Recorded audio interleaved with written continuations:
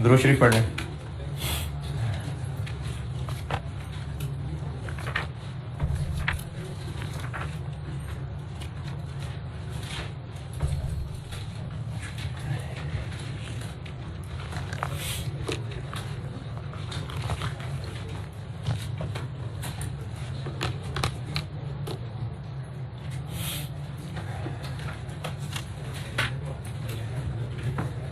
Question 13 दिया था homework.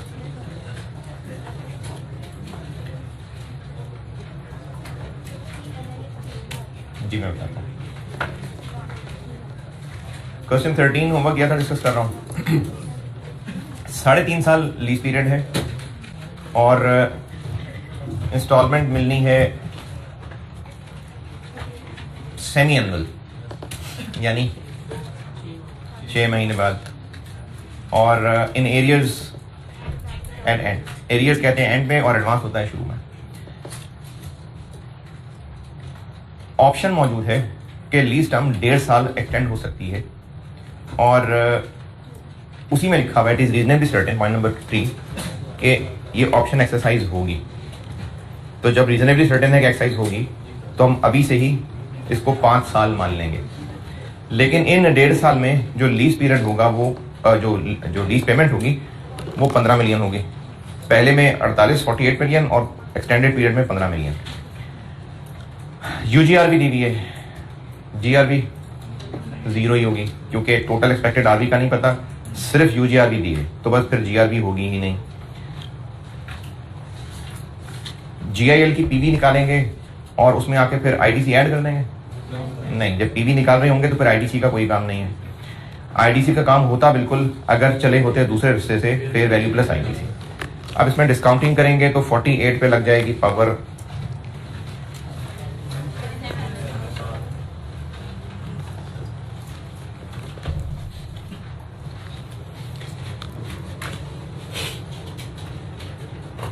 48 million पे 1 माइनस 1 प्लस इम्प्लिसिट रेट 10% है तो ये हो जाएगा 5%, पावर -7। फिर 15 मिलियन 1 माइनस 1 प्लस 5%, पावर -3, और फिर पूरा यूजीआरबी जो कि है 20, 1 प्लस 5%, पावर -10 है। क्या क्या क्या? हाँ सॉरी, ये जो पोर्शन है इसको फिर अब हम पावर 7, तो ये पहले 6 मंथ्स, ये अगले दिन, लेकिन फिर इनको 6 महीने दोबारा पीछे लाना पड़ेगा। ये नहीं आ रहा मेरे ख्याल में, तो ऐसे ही निकाला हुआ मैंने।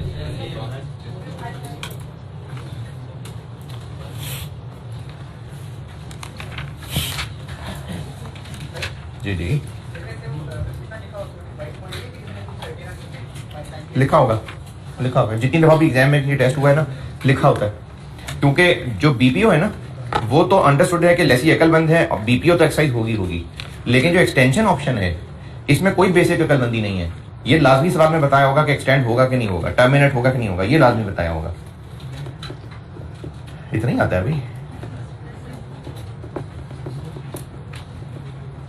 319.05 ही आएगा। आपका क्या फर्क आ रहा है? नहीं, वो तो मैंने पिछली क्लास में भी कहा था कि डिस्काउंटिंग का पीरियड इस सवाल में 6 महीने है, तो फिर हमने इसको भी 6 महीने के हिसाब से करना है। नहीं बेटे, फर्क हो जाएगा ना। देखो, एक अमाउंट को 500 है लेट से, ऐसे करें यानी 1 साल 10% पे करें, या फिर इसको पहले 5% पे करें फिर दोबारा 5% पे करें, तो सेम बात नहीं है, फर्क है। इसे कैलकुलेट करके देख लें, दोनों का आंसर फर्क आएगा। तो पूरे साल को 10% पे चलाना या 6 महीने को 5% पे चलाना, ये दोनों अलग अलग बातें हैं, फर्क आएगा। क्यूएम में जब आपने ये फाइनेंस पढ़ते हुए कहीं आपने कंपाउंडिंग एनुअली, 6 मंथली, क्वार्टरली किया होगा, तो वहां ना रेट के साथ भी एक चीज लिखी होती थी कि जो डिस्काउंट रेट है कंपाउंडेड क्वार्टरली है कि कंपाउंडेड सेमी एनुअली है। तो ये दोनों फर्क चीजें होती हैं। चूंकि इस सवाल में डिस्काउंटिंग 6 महीने की चल रही है, तो डिस्काउंट रेट 6 महीने वाले के लिए है, तो इसकी भी फिर हमें 6 महीने की डिस्काउंटिंग करनी पड़ी, वरना आप टेबल बना के देख लीजिए, टेबल जीरो नहीं आएगा अगर आपने यहाँ पावर 5 ले ली। तो अगर आपने यहाँ पावर 5 ले ली और ये 10% दिया तो टेबल जीरो नहीं होगा। इसलिए जब डिस्काउंटिंग 6 महीने की हो रही है तो इस बीपीओ, जीआरवी, यूजीआरवी इसकी भी 6 महीने के हिसाब से डिस्काउंटिंग चल रही है। अच्छा जी, एक तो हो गया इसमें एनआईएल वाला पॉइंट, ये सामने आपके एनआईएल है। इसके अलावा इसमें एक मसला आपको हो सकता है मैच्योरिटी एनालिसिस का। 1 जुलाई 17 को ये लीज शुरू हुई है और 1 साल बाद के एक्सट्रैक्ट्स मांगे हैं 30 जून 18। अब 30 जून 18 पे जब देखें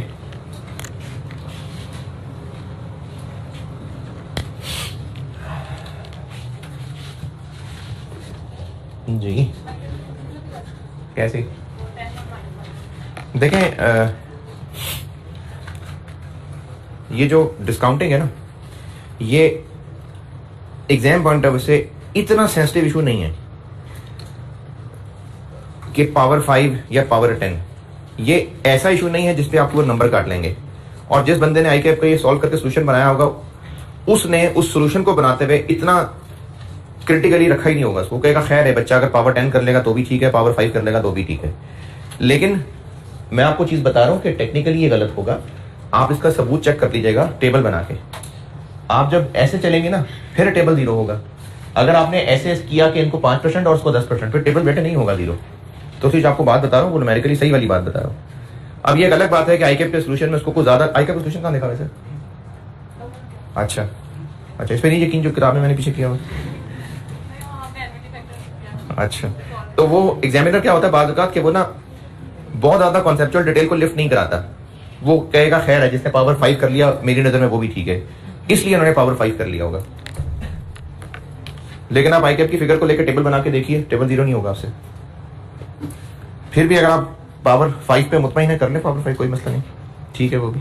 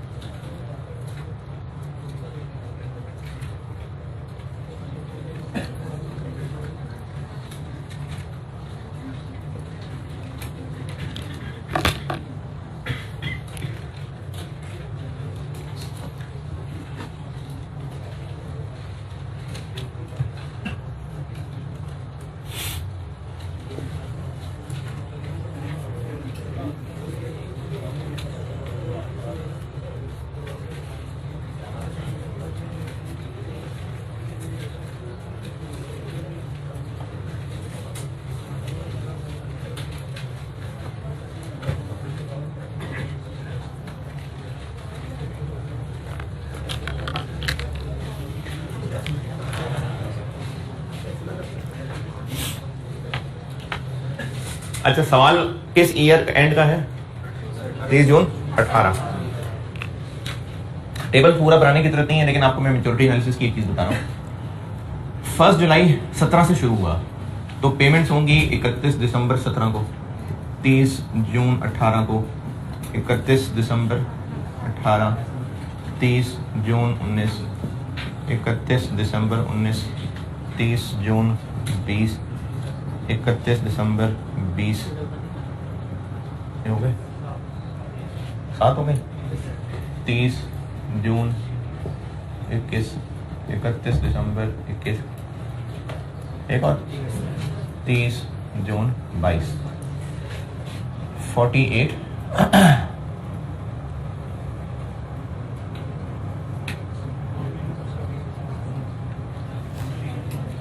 15। मेच्योरिटी एनालिसिस में हमने बताना होता है ईयर करके। यहां खड़े हैं हम सवाल में, 1 साल, 2 साल और ये तीसरा साल है और ये चौथा साल। तो मेच्योरिटी एनालिसिस में 96, 63 और फिर 30। तो मेच्योरिटी एनालिसिस में ये जो रिमेनिंग 4 साल हैं वो इस तरह से बनेंगे। यहां खड़े ना हम 30 जून 18, तो 96, ये 48 और वो 15, 63 और ये 30। ये मेच्योरिटी एनालिसिस है। अच्छा, एक तो उसमें एनआईएल बतानी थी मैंने, एक इसमें आपको बताना था कि आईडीसी का कुछ नहीं करेंगे, और एक मेच्योरिटी एनालिसिस, ये मैंने बताना था। अब आपने जो पूछना है पूछ लें। मुझे ये 3 बातें लगती थी मैंने बता दी, आपने अब बताइए क्या पूछना है। फिर अगर सवाल किया है तो जो आपने पूछना है वो पूछें जी। इसका क्या बताऊं?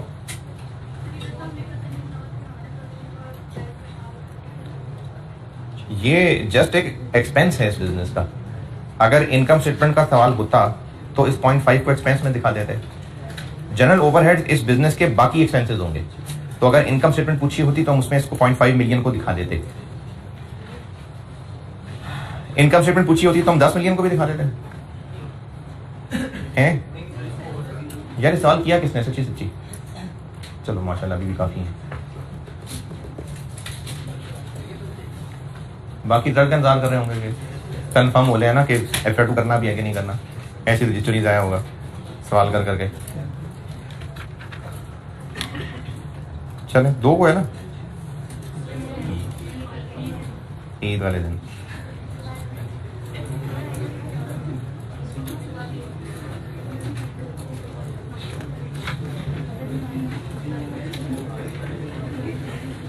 चलो जी, क्वेश्चन 13 में बस और कुछ नहीं पूछना।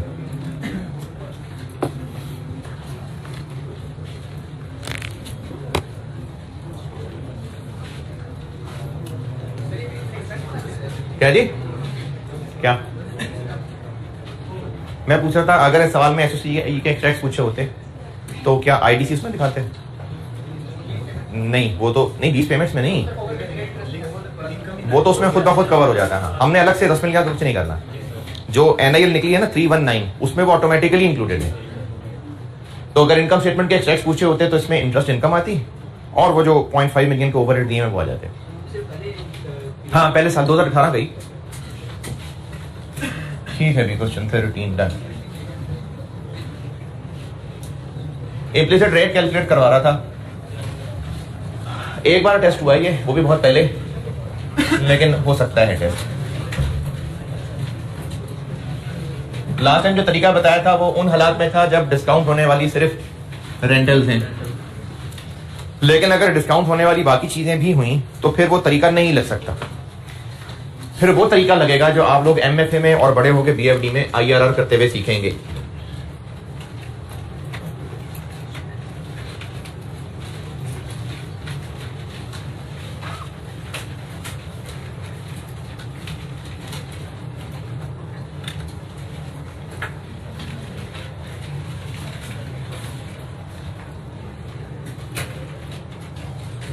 कैलकुलेशन ऑफ इम्प्लिसिट रेट की हेडिंग मैंने दी थी। ये चीज आपसे एग्जाम में टेस्ट हो सकती है। बहुत पहले एक दफा हुई थी टेस्ट, उसके बाद दोबारा नहीं हुई, लेकिन हो सकती है टेस्ट। और बड़े सवाल में ना सही तो एक शॉर्ट क्वेश्चन भी 2-3 नंबर का हो सकता है इसके ऊपर है। तो कैलकुलेशन ऑफ इम्प्लिसिट रेट में एक चीज मैंने लिख के दी थी कल कि अगर जीआईएल में सिर्फ रेंट दें तो वो सादा सिनेरियो था, और जो तरीका उसने बताया था वो कम टाइम कंज्यूमिंग था। और अगर एग्जाम में टेस्ट हुआ, जो कि एक दफा हुआ था, तो वो एनवीटी टेबल की एक रेलेवेंट लाइन आपको कॉपी करके दे देंगे। लेकिन अगर रेंटल्स के अलावा बाकी चीजें भी हुई तो फिर वो तरीका नहीं लग सकता। फिर उसके अलावा क्या तरीका लगेगा वो भी मैं उसी मिसाल से ही बताता हूँ। वही वाली मिसाल का डाटा, बेशक उसमें सिर्फ रेंटल्स थी, लेकिन मैं आपको उसी डाटा से बता देता हूँ। क्या क्या था जी? फेयर वैल्यू 220 थी, आईडीसी था 4000 था, और रेंटल्स थे 96355 था, और क्या था जी? ठीक है, और लीज टर्म थी 3 साल, और ठीक है। इम्प्लिसिट रेट निकालना था। क्योंकि इसका सोल्यूशन पता है ना, इसलिए मैंने इसी सवाल को ले लिया। तो इस सवाल में चूंकि सिर्फ रेंटल्स हैं, तो ये उस तरीके से हो जाएगा जो पिछली क्लास में किया था। अगर बीपीओ वगैरह होता तो फिर ये उस तरीके से नहीं हो सकता था, फिर यही तरीका लगाना पड़ता जो भी बताने लगा।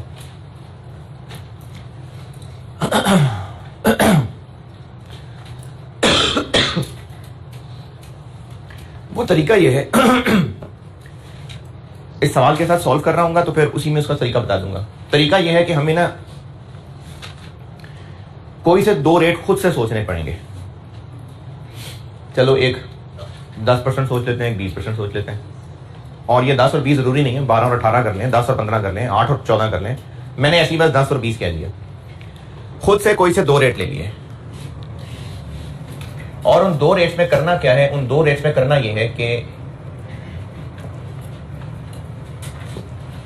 पीवी ऑफ जीआईएल में से ये असली वाली एनआईएल माइनस कर दी, यानी 96,355 1 माइनस 1.1, ये पावर माइनस 3.1, और जो आंसर आएगा उसमें से 224 माइनस कर देंगे।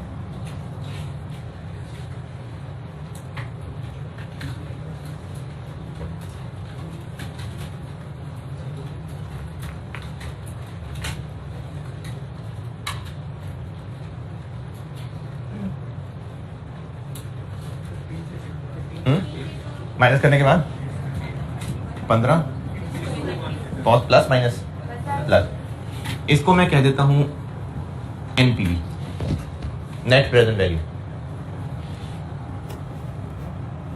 और ये साथ मैंने छोटा सा एल लिखा है, वो बताता हूं क्या है। दूसरा लिख लो ना, फिर बताता हूं क्या चीज है।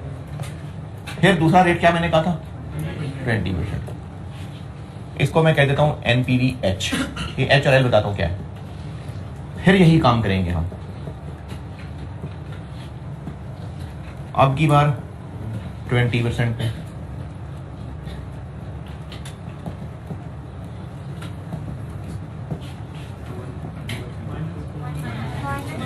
माइनस 21030।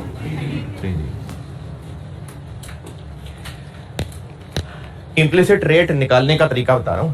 हम लोग दो बार ये कैलकुलेट करेंगे, क्या? PV of GIL minus NIL. इसको मैंने कह दिया एनपीवी, नेट प्रेजेंट वैल्यू। ये आप लोग एमएफए में पढ़ेंगे, जो लोगों का बीएम पास है पुराने दौर में, वो फिर बीएफडी में पढ़ेंगे जाके। मैंने कोई से दो रेट लिए, 10 और 20। आप बेशक 10 और 20 ही याद रख लें। 10 पे इसको सॉल्व किया, 20 पे इसको सॉल्व किया। 10% और 20%, हायर और लोअर। हायर रेट कौन सा?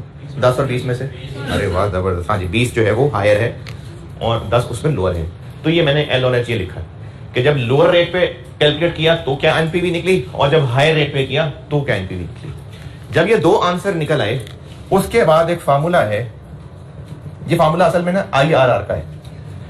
आपने क्यूएम में पढ़ा भी होगा ना, तो आपने डायरेक्टली कैलकुलेटर पे कैलकुलेट करना सीखा होगा। ये काम आपने, मुझे नहीं लगता, क्यूएम में किया होगा, लेकिन अब अगर टेस्ट हुआ तो आप फिर ये काम कर रहे होंगे। अच्छा, आपने क्यूएम में आईआरआर किया हुआ वैसे, और कैलकुलेटर पे किया हुआ या इस तरीके से किया हुआ? अच्छा, वैसे ना मेरे अभी दिल में एक बात आई है। मुझे लगता ये है कि चूंकि वो क्यूएम में सीए का पेपर है और उसमें आईकैप की बुक भी पढ़ी किसी ने, या टीचर्स अपने तौर पे पढ़ाते हैं, उसमें ये कैलकुलेटर वाला तरीका था, कुछ याद है? कैलकुलेटर वाला था ना ऑफिशियल इसके अंदर।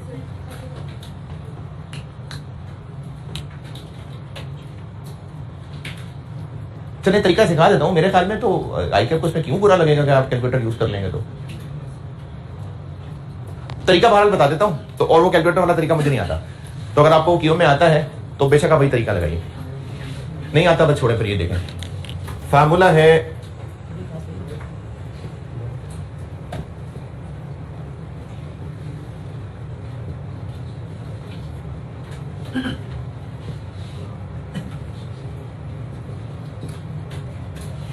ये,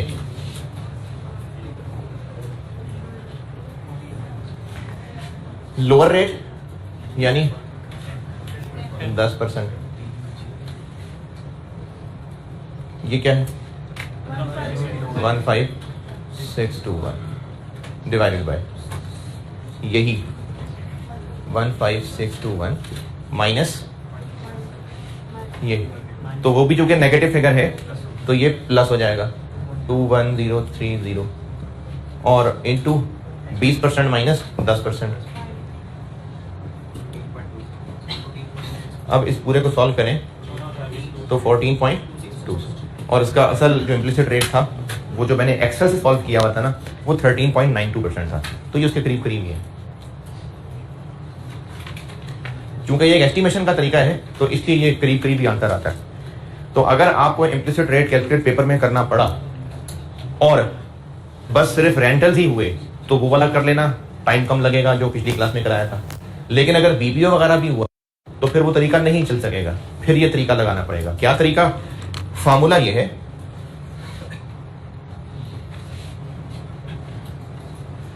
और इस फार्मूले के लिए आपको कोई से दो रेट चाहिए, 10 और 20 कर लें और उनके ऊपर ये एनपीवी निकालनी पड़ेगी। क्या? PV of GL minus EST वाली एनपीवी, और फिर जो इनके आंसर निकलेंगे वो इस फार्मूले में पुट करने पड़ेंगे, तो इम्प्लिसिट रेट आ जाएगा।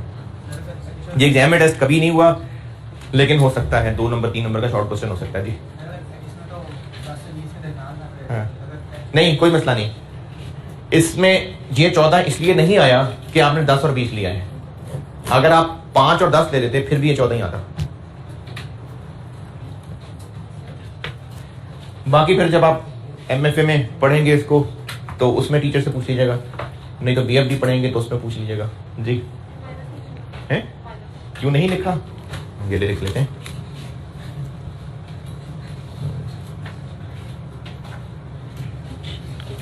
ये माइनस और वो फिगर नेगेटिव है ना, तो वो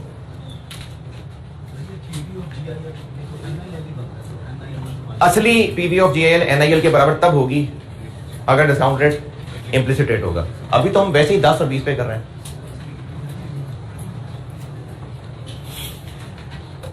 चले जी, ये हो गया इम्प्लिसिट रेट की कैलकुलेशन। ये चीज कभी टेस्ट हुई नहीं, लेकिन आप इसको छोड़े नहीं जी,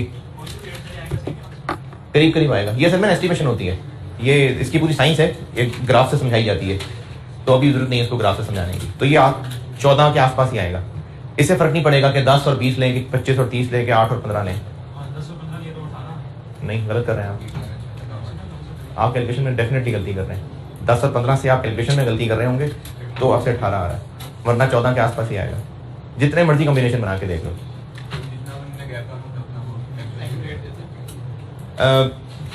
ये भी जरूरी नहीं है, डिपेंड करता है कि आप असली वाले से कहां पर हैं। असल में इस तरह का ग्राफ होता है, ये जो फार्मूला है ना वो कर रहा होता है इन, अगर आपने ये 2 पॉइंट लिए हैं तो आपका आंसर ये आ रहा होगा, अगर आपने ये पॉइंट लिए हैं तो आपका आंसर इधर चला जाएगा। तो वो ग्राफ की शक्ल पे डिपेंड करता है। खैर, अभी आप बहुत नन्हे मुन्ने हैं इस ग्राफ को समझने के लिए।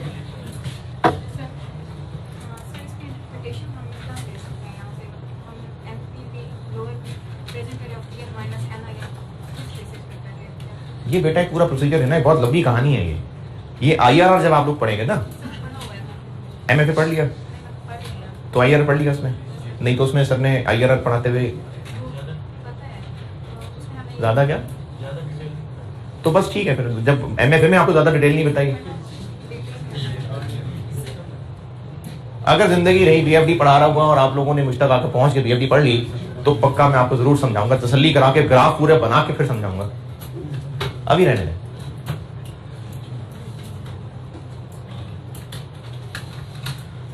ये बोर्ड की सैर करा दे यार।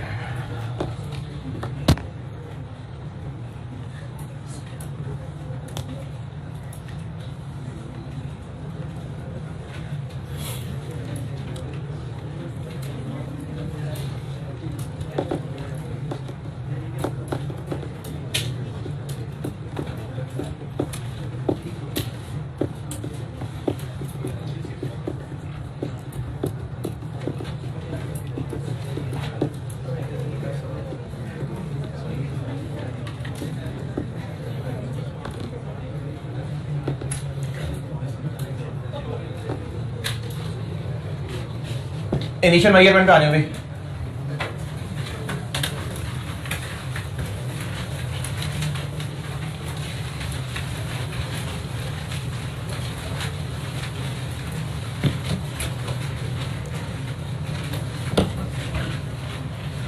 कितनी जगह छोड़ी थी?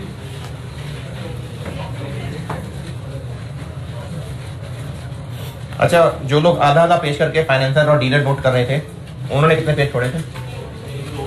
2, यानी 2 साइड ना। तो अभी तक कितना भरा है?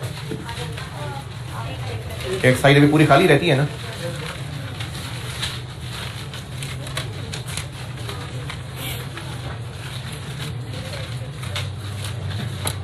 इतना कुछ लिखवा दिया मैंने, पेजेस ही पलट रहे हैं अभी तक, इतना सारा हो गया है?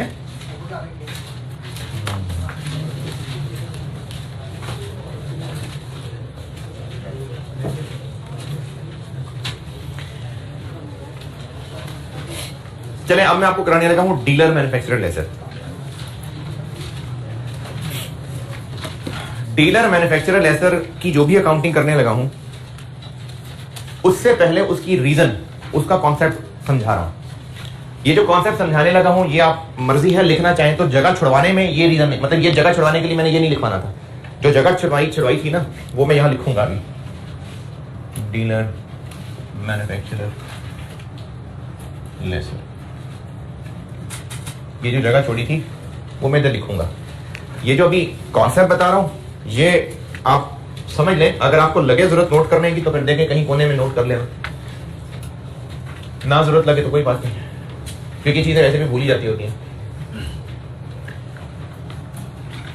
एक पर्टिकुलर इक्विपमेंट है, इसका एक डीलर था, ये खरीदा करता है 50,000 का। इस डीलर को ये इक्विपमेंट खुद कॉस्ट करता है 50,000, और या तो ये बेच देता है, और बेचता है तो 65,000 का बेचता है कैश पे, या फिर ये फाइनेंस लीज पे दे देता है। और ये जो फाइनेंस लीज पे दिया करता है, नॉर्मली ये 3 साल की लीज होती है, और रेंटल लिया करता है ये 26 पर एनम।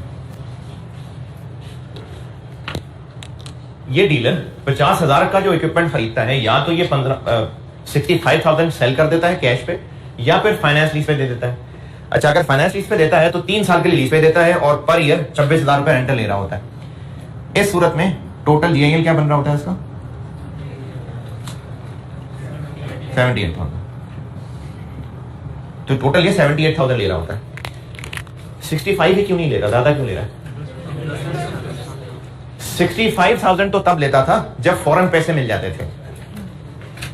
इस सूरत में भी ये प्रॉफिट कमाता था कितना? 15,000।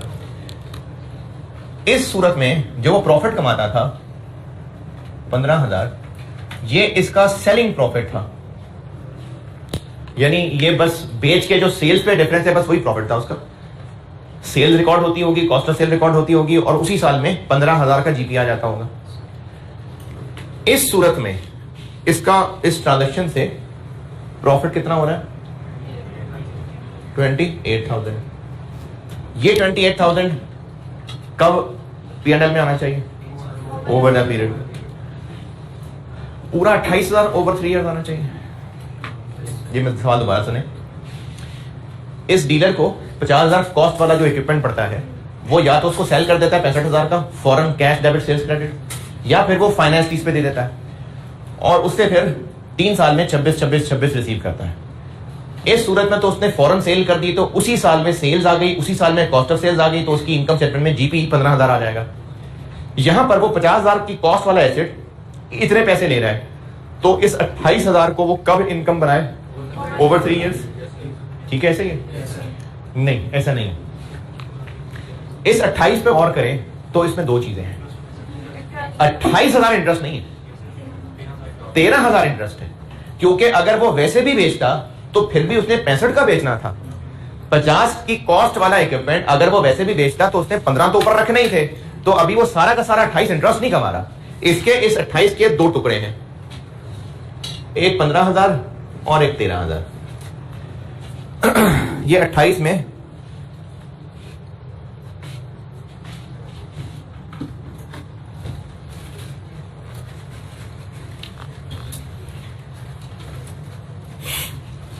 जूते जूते पे तो नहीं गिरा मुझे।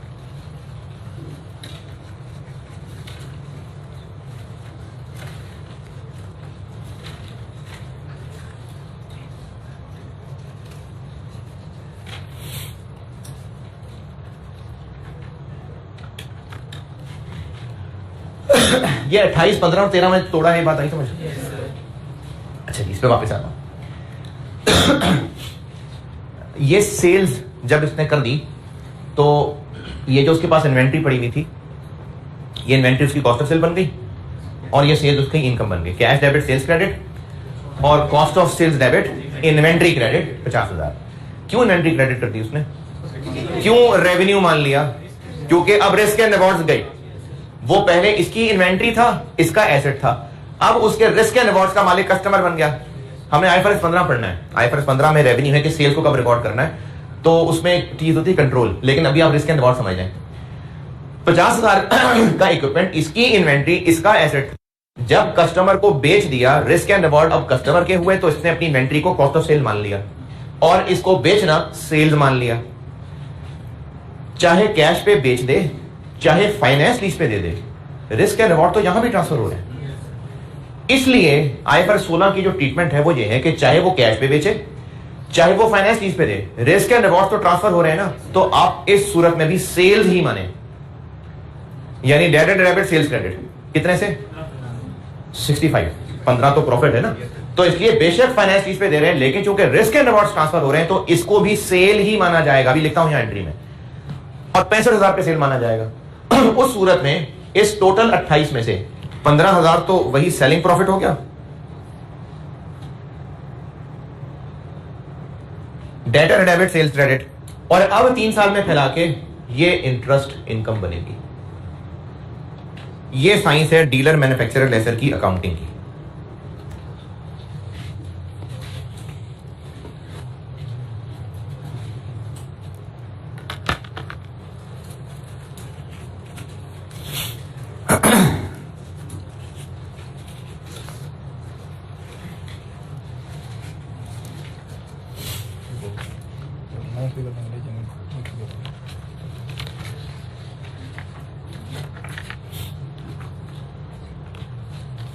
यार टेस्ट 1 में तो चलो मैं उस दिन छुट्टी पे था, कम लोगों ने टेस्ट दिया। अब टेस्ट 2 में क्या मतलब है भाई?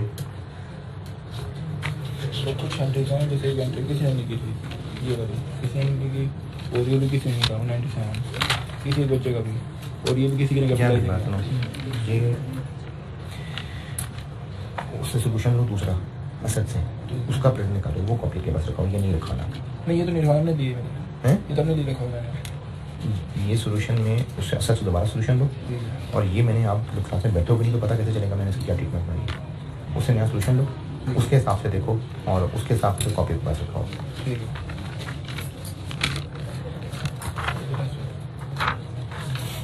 अच्छा, ऑपरेटिंग लीज का टेस्ट लिया था मैंने, और ये आप आज वापस ले जाइए। लास्ट टाइम चूंकि मैंने आप लोगों को वापस ही नहीं मिला था, उससे पहले डिस्कस कर लिया था, इसलिए मैंने आज डिस्कस नहीं किया। और आप अगर आज वापस ले जाते हैं तो मैं इसको डिस्कस कल कर लूँ।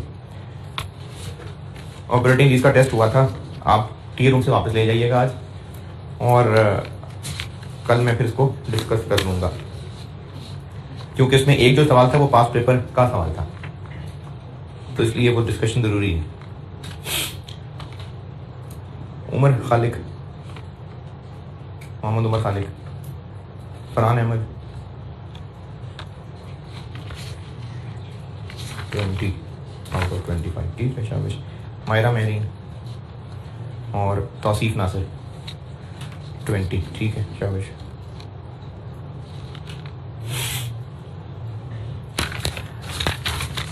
ठीक, जाते हुए टीरों से लेते जाइएगा अभी।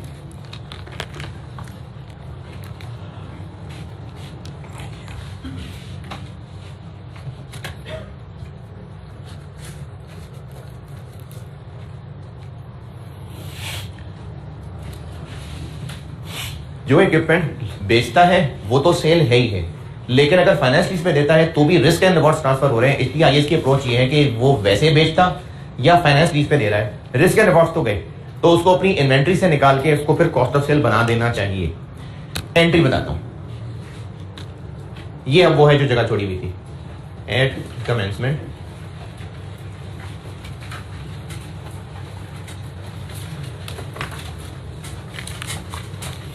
डेटर डेबिट सेल्स क्रेडिट, लेकिन चूंकि ये आम डेटर नहीं है, लेसी है, इसलिए डेटर डेबिट की बजाय लीज रिसीवेबल बन जाएगा और सेल्स क्रेडिट। अच्छा, इसकी अमाउंट क्या होगी इस एंट्री में है 65,000। इन फिगर्स में से फेयर वैल्यू कौन सी है? फेयर वैल्यू 65,000, क्योंकि फेयर वैल्यू यही है कि मार्केट में कितने का बिकता है, तो वो यही तो है जो बेचता है मार्केट में, तो ये फेयर वैल्यू ही है। और डीलर मैन्युफैक्चरर के केस में एनआईएल के दो रास्ते, या पीपी ऑफ जीआईएल या फिर डीलर मैन्युफैक्चरर के केस में फेयर वैल्यू प्लस आईटीसी, नहीं सिर्फ फेयर वैल्यू, तो वो फेयर वैल्यू ही एनआईएल है। डीलर मैन्युफैक्चरर के केस में फेयर वैल्यू ही एनआईएल है, तो इसलिए ये जो एंट्री होगी ये एनआईएल की वैल्यू से होगी। ये ब्रैकेट मैंने बंद नहीं किया अभी, ये कर दिया, ये नहीं किया। Lease receivable debit sales credit NIL से, यानी 65,000 से, और cost of sales debit inventory credit कितने से 50,000 से, तो ये हो जाएगी कॉस्ट, और ये ब्रैकेट भी मैंने बंद नहीं किया अभी। Lease receivable debit sales credit, cost of sales debit inventory credit, और कंपाउंड एंट्री ही करेंगे तो आप ज्यादा सेफ रहेंगे। ये दोनों ब्रैकेट अभी खुले हुए हैं।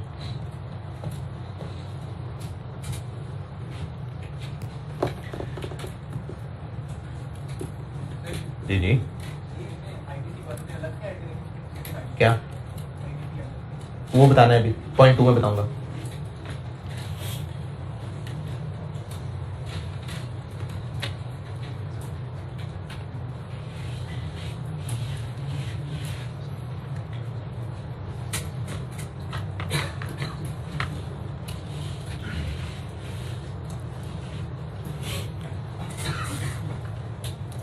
सेल्स क्यों रिकॉर्ड की, ये वाली बात आई समझ, क्योंकि रिस्क एंड अवार्ड गए ना, तो सेल रिकॉर्ड हो गई। अच्छा, अब ना मैं यहां पर कुछ माइनस करने लगा हूं, कोशिश करता हूं समझाने की, समझ आ गया तो ठीक है, नहीं तो कोई बात नहीं, जो लिखूंगा करना ऐसे ही है। जो यहां माइनस लिखने लगा हूं ना, ये बहुत आसानी से हजम नहीं होता है, समझा देता हूं, कोशिश पूरी करता हूं। अगर ना समझ आया तो कोई बात नहीं, करना आपने ऐसे ही, आपको ये नहीं पूछा जाएगा कि बताएं ये क्यों होता है, 4 नंबर का सवाल, बस होता है तो होता है। मैं फिर भी समझा रहा हूं कि क्यों होता है, नॉलेज के लिए समझा रहा हूं। समझाने क्या लगा हूं कि मैंने यहां से कुछ माइनस करना है, वो क्यों माइनस करना है उसकी वजह नॉलेज के लिए समझा रहा हूं। ना समझे तो फिर भी माइनस तो करना ही है।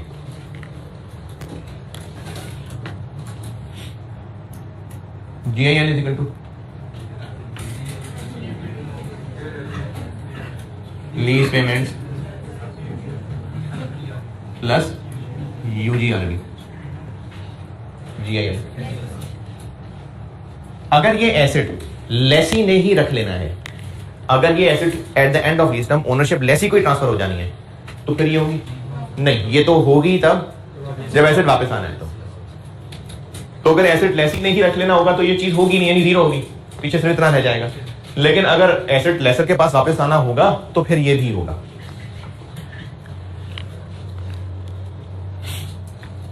अगर ये एसेट लेसर के पास वापस आना होगा तो ये अमाउंट कब मिलेगी? एसेट वापस आते साथ ही खुद ब खुद मिल जाएगी। मिलेगी कब? जब सेल करेगा। यानी अगर एसेट लेसी ने रख लेना है तो बस ये लेसर एक ही दफा एसेट सेल कर रहा है, और अगर एसेट लेसर को वापस आना है तो फिर ये एसेट 2 दफा सेल करेगा।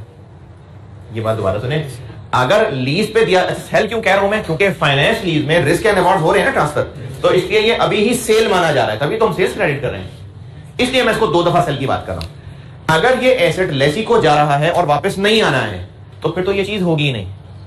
लेकिन अगर एसेट लेसर को वापस मिलना है तो वो एसेट लेके क्या करेगा? सेल कर देगा। यानी अगर एसेट वापस ना आना हुआ तो बस वो जिंदगी में एक ही दफा सेल हो रहा है, और अगर एसेट वापस आना हुआ तो 2 दफा सेल होगा। NIL is equal to PV of GIL। यानी इनकी पीवी, तो NIL is equal to PV of lease payments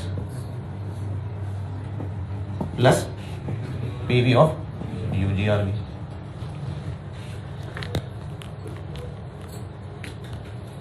अभी इस वक्त जो मैंने यहां पर सेल्स लिखी हुई है किस अमाउंट से? NIL से। मैंने क्यों NIL कहा था, अभी कहानी बताई थी क्यों NIL, क्योंकि फेयर वैल्यू पे ही सेल रिकॉर्ड करेगा ना, क्योंकि वो बेचता ही इतने का है तो सेल इसी पे होनी चाहिए।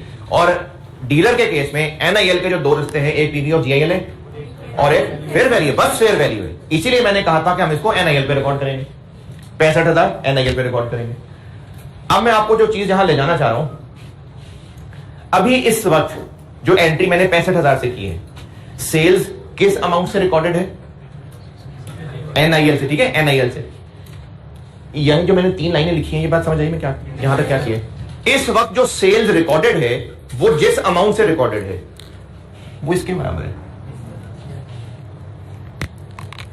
NIL is equal to this. अभी इस वक्त जो सेल्स रिकॉर्डेड है उसकी जो अमाउंट 65,000 है वो इसके बराबर है। अभी हम कौन सी वाली सेल रिकॉर्ड कर रहे हैं? पहली वाली। अभी दूसरी वाली तो नहीं कर रहे हैं। दूसरी कब होगी? जब ऐसे वापस आएगा और मार्केट में बेचेगा। तो अभी हम रिकॉर्ड ही पहली वाली कर रहे हैं, तो ये वाला पोर्शन किससे रिलेटेड है? ये तो दूसरी वाली सेल से रिलेटेड है। तो अभी इस अमाउंट को सेल्स रेवेन्यू में आना चाहिए? नहीं, तो हम इसमें से माइनस कर लेंगे।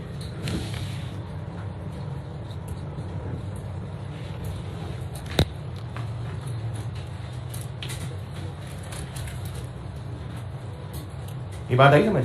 अरे वाह यार,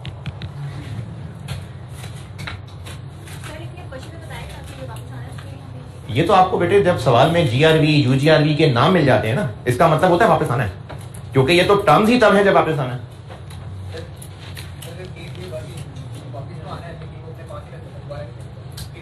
तो फिर आपको सवाल में UGRV बताई नहीं होगी ना, फिर GRV UGRV का कॉन्सेप्ट ही नहीं होगा ना। ये तो देखें, अगला बंदा हमें गारंटी कर रहा है, तो वो क्या गारंटी कर रहा है कि आप जब भी चाहे 50 साल तक बेचें इतने का बिकेगा?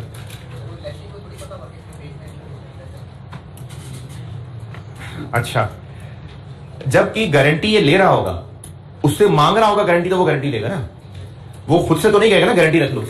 कहीं बातचीत चल रही होगी, कोई जिक्र हुआ होगा कि पता नहीं कितने का बिकेगा, गारंटी तुम्हारी गारंटी है, मेरी गारंटी नहीं है, तो ही डिस्कशन हुई होगी ना। लेसी खुद से तो नहीं कहेगा मेरी तरफ से गारंटी है, भाई तुमसे पूछ कौन रहा है। तो लेसर जब डिस्कशन करेगा, जब ये चीज डिस्कशन में आई होगी कि हमने इसको बेचना है, पता नहीं सस्ता बिके महंगा बिके, तभी उसने गारंटी ऑफर की होगी ना। तो उसने बेचना है तो ही ये डिस्कशन हुई होगी। अगर उसने बेचना ही नहीं होगा और वापस लेकर रख लेना होगा, तो फिर ये डिस्कशन ही नहीं हुई होगी GRV UGRV की। तो GRV UGRV का होना ही ये बता रहा होता है कि एंड पे एसेट आना है और ये बिकना है।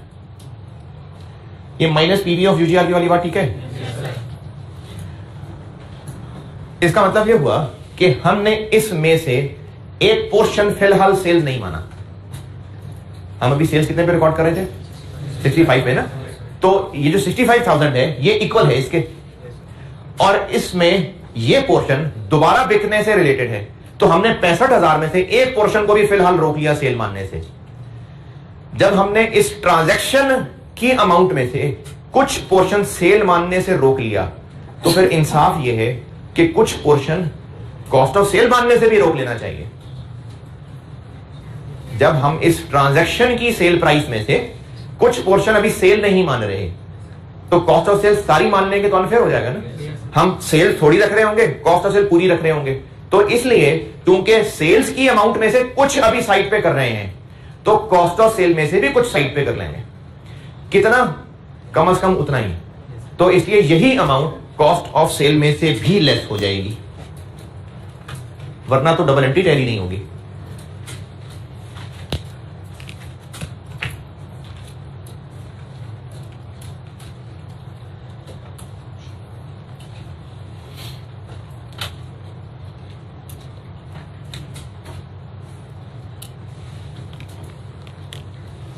ये अब डबल एंट्री हो गई पूरी।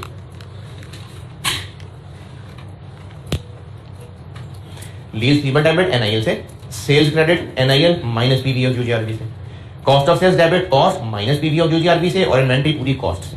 ये अब एंट्री पूरी जी। कॉस्ट ऑफ सेल्स से क्यों निकालने का? हमने एक अमाउंट जो टोटल कमानी थी उसमें से कुछ पोर्शन अभी इनकम नहीं मान रहे, तो फिर कॉस्ट ऑफ सेल पूरी की पूरी माइनस नहीं होनी चाहिए ना? नहीं, मैचिंग कॉन्सेप्ट ना, सेल में से कॉस्ट ऑफ सेल लेस करते हैं तो मैचिंग कॉन्सेप्ट है ना, ताकि सही जीपी निकले। तो अगर हमने फिलहाल कुछ पोर्शन को सेल नहीं माना क्योंकि उसने दोबारा कल को सेल होना है, तो फिर कॉस्ट ऑफ सेल में से भी कुछ पोर्शन छोड़ के कल के लिए ना रख ले। यही चीज 2 दफा सेल होनी है ना, तो उसके कॉस्ट ऑफ सेल में से भी थोड़ा सा रख लेते हैं, तो वो इतना ही रखेंगे तो डेफिनेटली टैली होगी।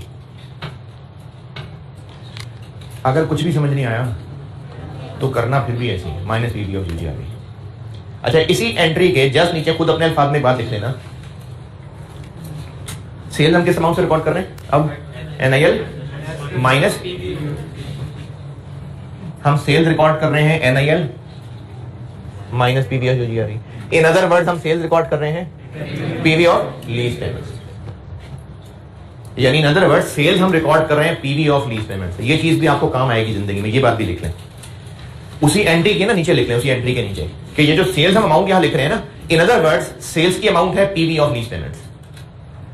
ये पीवी ऑफ लीज पेमेंट्स वाली बात जिनको समझ नहीं आई, ये इक्वेशन मैंने लिखी हुई आपके सामने। अगर मैं इस इक्वेशन में ऐसे कर लूं,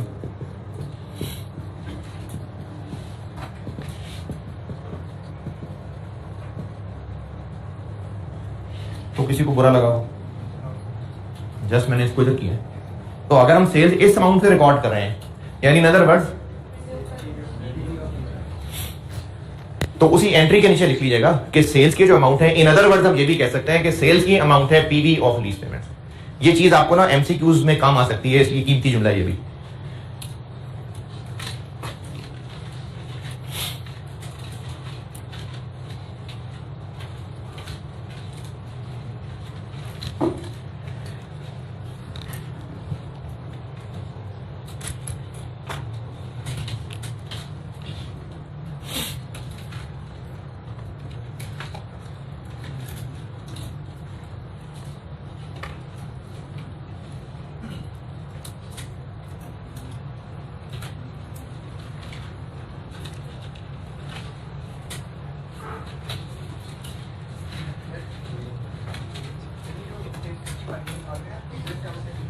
जी,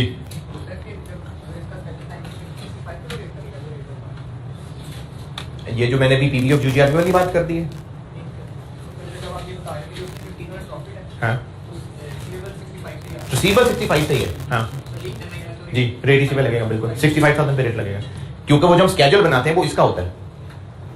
जो मैंने आपको स्टार्टिंग पॉइंट क्या बताया था, एनआईएल की इनिशियल अमाउंट, तो वो एनआईएल मैंने आपको कहा था जो initial measurement of net investment lease थी ना, तो वो यही है, अभी भी वही है। तो लीज रिसीवेबल एनआईएल से शुरू होगा, लीज रिसीवेबल 65,000 से शुरू होगा।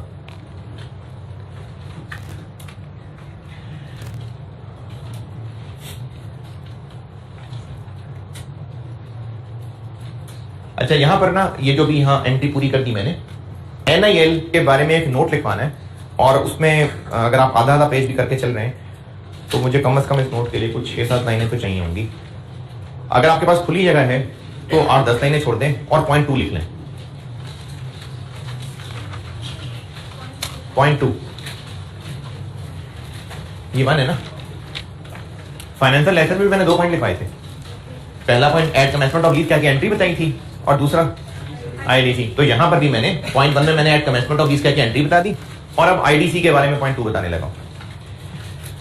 ये जो मैंने इसके नीचे जगह छुपाई है ना, ये इसका एक मुश्किल पॉइंट है, ये कुछ 2 दफा टेस्ट हुआ है, लेकिन ये मुश्किल है, इसको मैं अभी फौरन नहीं बता रहा, मुश्किल हो जाएगी, तो इसकी इसकी जगह रख ली, और पॉइंट 2 बताता हूं ताकि हम सवालों पे आ सकें। और ये पॉइंट 2 बस इधर आखिरी है, तो बेशक आपने जितनी जगह छोड़ी हुई है और जगह छोड़ के पॉइंट 2 लिख लें, बस ये आखिरी है पॉइंट 2, फिर ये जितनी जगह छुड़वाई थी बस वो पूरी। इसके नीचे एक नोट लिखवाना है, अभी वो मैं पेंडिंग कर रहा हूं क्योंकि वो मुश्किल चीज है, अभी शुरू में वो मुश्किल होगा हजम करना, पहले इसके सवाल कर लें फिर मैं वो नोट लिखाऊंगा। पॉइंट 2 लिख लें, और उसको लिखने से पहले समझ लें, आप ही से पूछ के लिखवाता हूं। ये डीलर अपने सेल्स स्टाफ को कमीशन भी तो दे रहा होगा, वो जो कमीशन देता होगा वो कस्टमर घेरने की कमीशन है, चाहे उसका सेल्स स्टाफ कैश सेल वाला कस्टमर ले आए, चाहे फाइनेंस लीज वाला कस्टमर ले आए, तो है तो उसके लिए कमीशन ही ना, चाहे कैश सेल हो चाहे फाइनेंस लीज हो, सेल्स रिकॉर्ड हो रही है ना फॉरेन, तो फिर उस कमीशन को की उसकी कंपनी क्या होनी चाहिए ओवर द पीरियड? नहीं, बस वो फॉरेन सेलिंग एक्सपेंस बन जाना चाहिए। फाइनेंसर लेसर में चूंकि इनकम होती ही बस इंटरेस्ट इनकम थी, सिर्फ इंटरेस्ट इनकम, तो उसे मैच करवाने के लिए वो तरीका था टेबल वाला। डीलर लेसर की मेन तो ये सेल्स इनकम है, इंटरेस्ट भी है थोड़ा सा, लेकिन मेन रेवेन्यू उसका सेल्स है।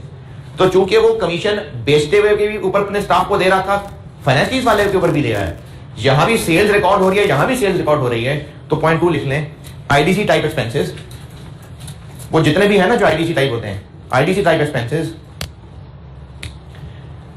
shall be recognized as expense when incurred। उनको कोई नहीं ओवर द पीरियड का चक्कर करते हैं। IDC type expenses shall be recognized as expense when incurred।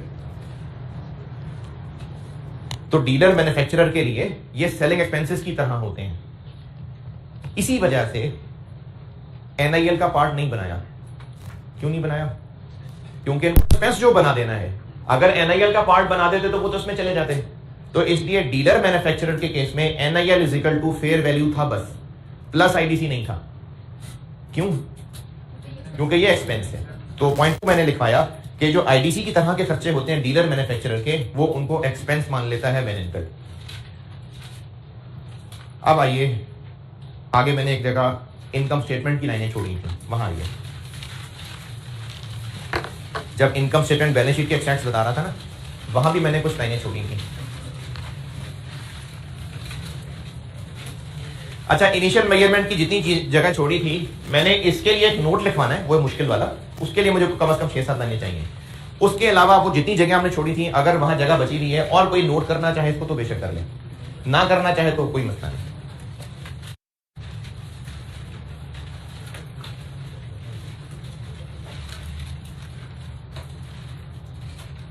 अगर करना है किसी ने नोट तो रुकूं या मिटा दूं? बस कर लिया।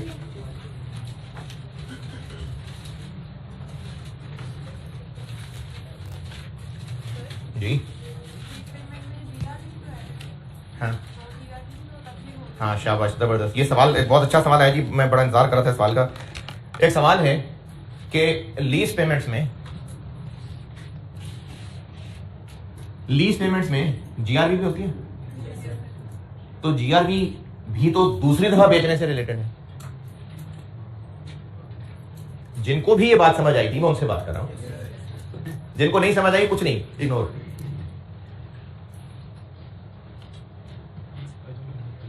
जीआरबी लीज पेमेंट्स का हिस्सा है, जीआरबी इनके अंदर शामिल है, और जीआरबी भी कब मिलेगी? जब दूसरी दफा बेचेंगे।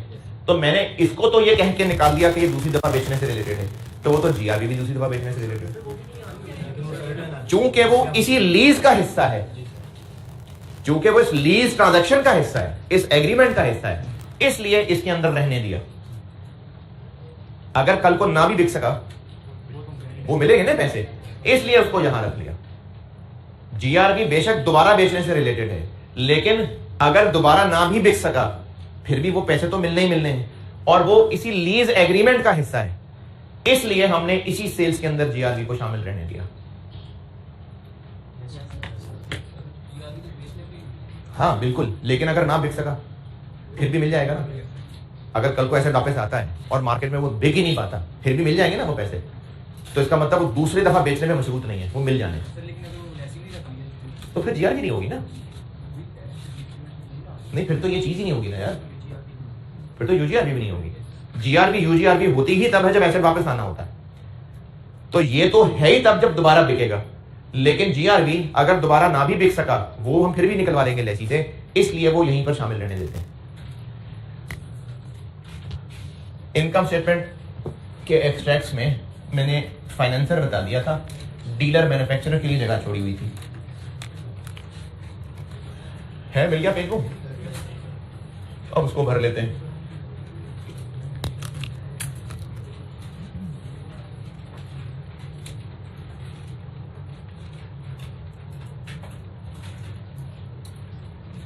बताइए इसकी इनकम स्टेटमेंट में क्या क्या आएगा? सेल्स आएंगी, बिल्कुल ठीक है, कॉस्ट ऑफ सेल्स भी आएंगी, और एंट्री में लिख दिया था, यहाँ दोबारा लिख देता हूँ ताकि और बार बार देख के पक्का याद हो जाए। NIL minus PV of UGR, cost minus PV of UGR है। IDC आएगा बिल्कुल, तो वो उसके लिए सेलिंग एक्सपेंसेस ही होंगे।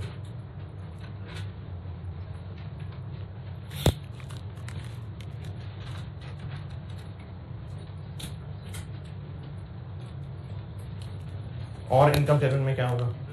इंटरेस्ट इनकम, क्योंकि 12 ये लेसर है,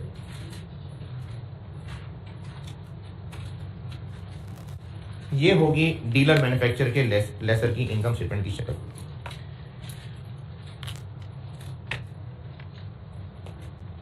लेकिन इसमें एक एहतियात ये है कि ये वाली जो चीजें हैं ये हर साल की इनकम स्टेटमेंट में आएंगी, ये सिर्फ पहले साल होंगे।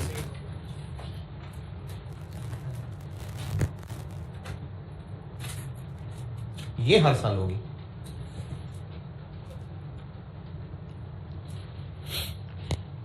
ये सिर्फ पहले साल में होगी। जिस साल में लीज हुई है ये सिर्फ उस साल में है, ये हर साल में।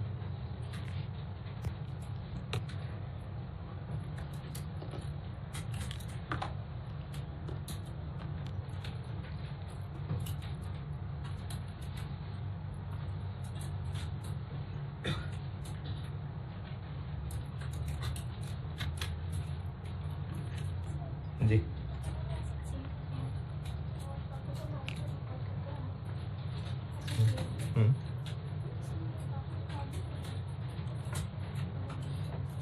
अच्छा, सवाल ये है कि ये जो 15,000 का प्रॉफिट है ये वाला, ये भी आएगा इनकम स्टेटमेंट में?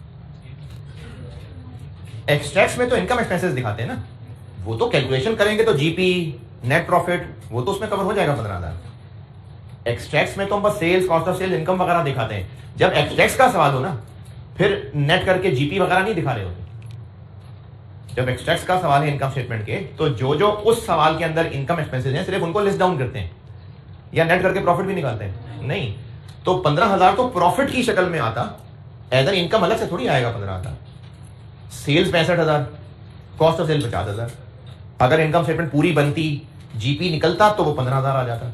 लेकिन एक्सट्रैक्ट्स में नहीं हमने वो 15,000 दिखाना। एक्सट्रैक्ट्स में तो इनकम एक्सपेंसेस आने हैं बस।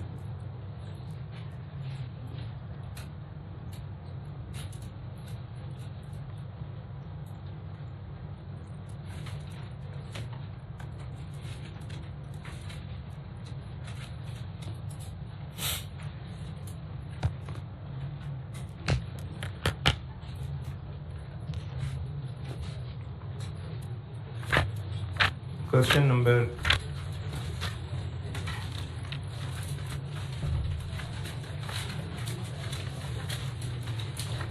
9 पे आ जाइए।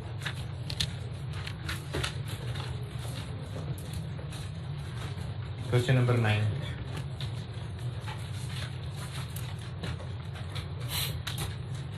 आसान सा सवाल है, पढ़ लीजिए, मैं करता हूं। Question number 9, quartz auto limited QAL, page 332।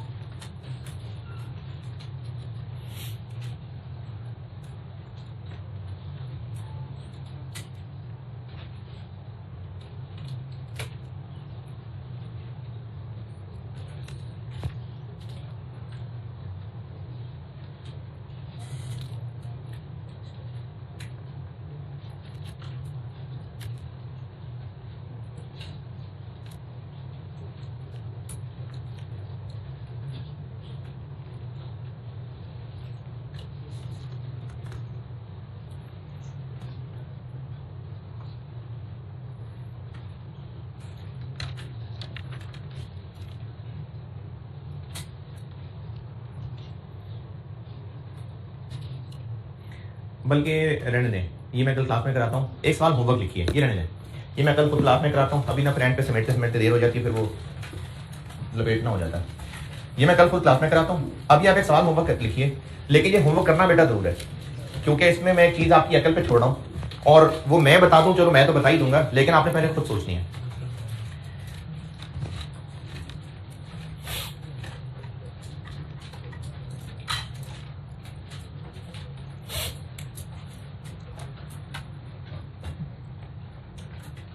अच्छा, वैसे तो ये सवाल मैं आपको डीलर लेसर का भी बना के दे सकता हूं, लेकिन फाइनेंसर का बना देता हूं ताकि आप इस सवाल को करें सही ना, वरना डीलर मैन्युफैक्चरर बता दिया तो आपने तो सर ने बताया नहीं, सवाल ही नहीं कराया।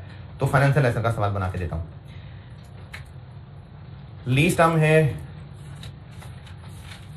5 years,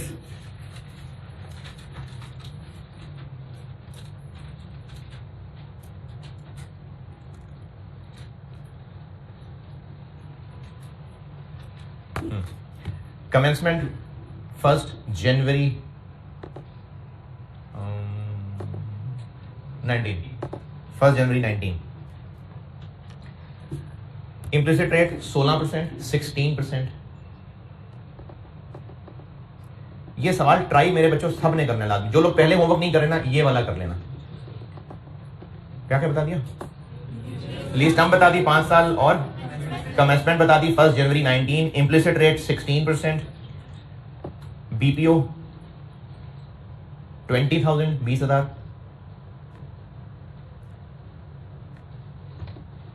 लीज रेंटल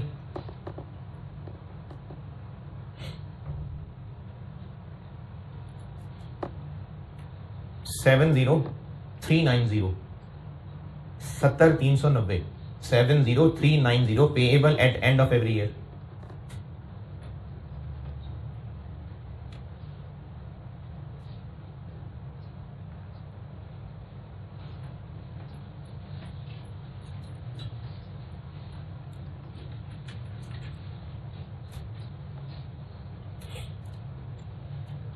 बल्कि वो ऊपर वाले को बीपीओ की बजाय जीआरबी कर लें। बीपीओ नहीं है, जीआरबी है। वो जो 20,000 बताया ना, वो जीआरबी है।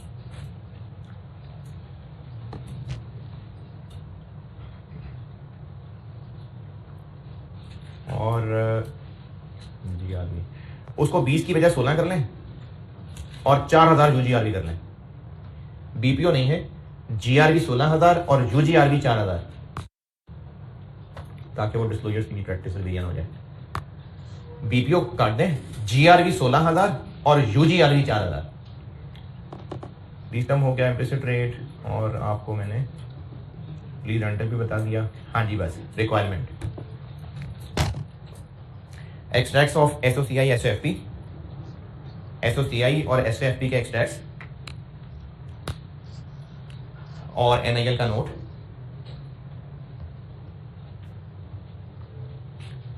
For the year ending. ये कौन सा ईयर होता है फॉर द ईयर एंडिंग? किस ईयर की बात हो रही होती है? कैलेंडर ईयर की, अकाउंटिंग ईयर की। अकाउंटिंग लीज वाले के साथ कौन सा साल चलेगा? ये 1 जनवरी से, क्योंकि कमेंसमेंट 1 जनवरी है ना, तो उसके साथ साल वाला मामला जनवरी चलेगा। और वो जो पेमेंट ईयर एंड पे किया करेगा, यानी हर 31 दिसंबर को किया करेगा। जबकि रिक्वायरमेंट में मैं बता रहा हूं फॉर द ईयर एंडिंग 30 सितंबर 2020। क्या इसमें नई वैरायटी आ गई? अकाउंटिंग ईयर 12 महीने कोई और है, अक्टूबर से सितंबर, जबकि लीज स्केड्यूल चल रहा होगा जनवरी से दिसंबर। लीज स्केड्यूल दिसंबर के हिसाब से ही बनाएंगे आप। अब ये आपने देखना है कि उसके अंदर ये अकाउंटिंग ईयर किस तरह फिट होगा, इस पे सोचना, ये सवाल करना है। 30 सितंबर 2020 का है मैंने, यानी अकाउंटिंग ईयर अक्टूबर से सितंबर है। जो लीज का स्केड्यूल बनता है ना, वो पेमेंट के हिसाब से वो 31 दिसंबर ही बनेगा। अब उसमें फिर आपने देखना है कि उसको किस तरह से लेके चलना है।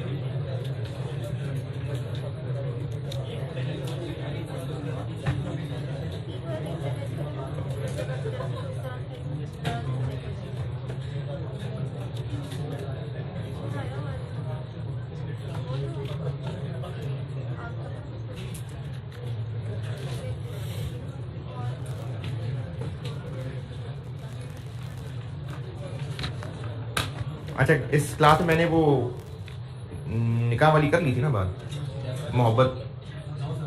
हाँ की दोबारा करें, वह हो गई, इसका मतलब हो गई। अब अगले सेशन में करूँगा।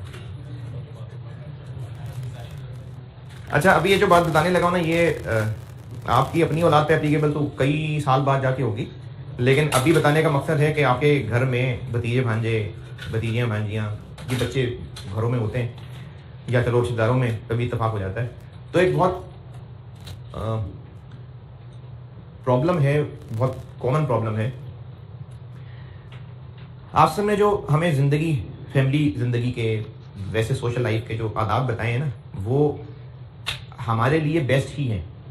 जैसे आपने इस चीज़ को ऑब्जर्व किया हो और शायद आप भी उसका शिकार रहे हों बचपन में, अभी तो खैर बड़े होके तो इस तरह नहीं लाड हो रहा होता, लेकिन आप शायद बचपन में इसका शिकार रहे हों कि बहन भाइयों में से कोई एक शायद ज़्यादा लाडला हो जाता है और वालिदैन की तरफ से भी वो फ़र्क आ जाता है कि उसको ज़्यादा चीज़ें मिलनी शुरू हो जाती हैं, और रिश्तेदारों की तरफ से भी छोटा बच्चा है, ज़्यादा क्यूट होगा तो सारे रिश्तेदार आके उसको लिफ्ट करा रहे होंगे, बाकी आपकी शक्ल नहीं थी वैसी, आपका क्या कसूर है इसमें। तो रिश्तेदारों की तरफ से भी एक रवैया गलत, और वालिदैन की तरफ से भी बाज़ औक़ात ऐसा हो जाता है। इससे जिस बच्चे के साथ एक निगलेक्ट होने वाला बिहेवियर हो रहा होता है, ये उसके इमोशन, उसकी पर्सनैलिटी पे असरअंदाज होता है, और कल को कईयों पे ज़्यादा बुरी तरह असरअंदाज हो जाता है, तो फिर बड़े होकर वो ज़्यादा रिएक्शन बनता है, लेकिन बहरहाल ये असर डाल रहा होता है। अच्छा हाँ, ये फ़र्क ज़रूर होगा कि आप जब बिल्कुल छोटे थे, लेट्स से आप 10 साल की एज में थे और आपको उस वक्त जो चीज़ें मिला करती थी, अब आप 18 साल के हो गए और आपका छोटा बहन भाई अब उस एज में है, तो ये मतलब नहीं है कि अब अब्बू उसके लिए कुछ लाएंगे तो वही चीज़ आपके लिए भी लेके आए, नहीं, वो उस एज के हिसाब से हो रहा है। लेकिन अगर उसी एज ग्रुप के आसपास बच्चे हैं और फिर अगर एक के लिए चीज़ आ रही है, दूसरे के लिए नहीं आ रही है, तो फिर ये फैमिली के अंदर ना बिगाड़ बनती है चीज़, बच्चों के दरमियान में जेलसी आती है। सही बुखारी 2587, सैयदना नुमान बिन बशीर रज़ियल्लाहु ताला अन्हु मिंबर पर बयान कर रहे थे कि मेरे बाप ने मुझे एक अतिया दिया, गिफ्ट दिया। तो उनकी जो वालिदा थी, उन्होंने उनके वालिद से कहा, यानी अपनी वो